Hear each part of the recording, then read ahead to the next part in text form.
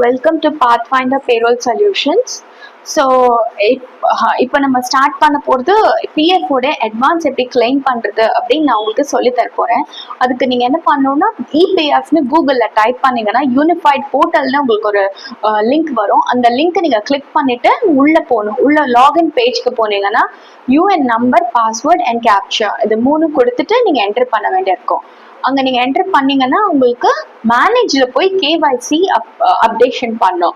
மேனேஜ்ல போய் KYC click பண்ணிட்டு நீங்க என்ன பண்ணணும்னா மேனேஜ்ல போய் கேஒய்சி அப்டேட் பண்ணிட்டு நீங்க நெக்ஸ்ட் வந்து ஆன்லைன் சர்வீஸ் போகணும்.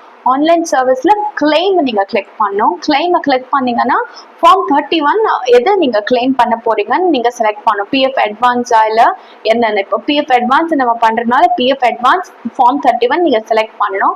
செலக்ட் பண்ண இடத்துல உங்களுக்கு பேங்க் வெரிஃபிகேஷன் பண்ணுவாங்க. பேங்க் வெரிஃபிகேஷன்ல நீங்க bank account link with Aadhaar, link with PF ஓட எது பேங்க் அக்கௌண்ட் லிங்கா இருக்கோ அதை நீங்க டைப் பண்ணிட்டு வெரிஃபை கொடுத்துட்டு எஸ் கொடுத்தீங்கன்னா நீங்க உள்ள போயிடலாம். உள்ள போனதுக்கு அப்புறம் நீங்க ஒரு பேஜ் ஓபன் ஆகும். அந்த பேஜ்ல வந்து உங்களுக்கு எதுக்கு அப்ளை பண்றீங்கன்னு கேட்பாங்க.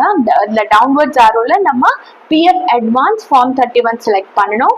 அதுக்கப்புறம் அதுல வந்து பர்பஸ் கேட்பாங்க. என்ன பர்பஸ்க்காக நீங்க பண்றீங்கன்னா இல்னஸ் செலக்ட் பண்ணணும். 1 or 2 years உங்களுக்கு சர்வீஸ் இருந்தது அப்படின்னா நீங்க இல்னஸ் செலக்ட் பண்ணி 50% ஆஃப் த அமௌண்ட்டை நீங்க வாங்கலாம்.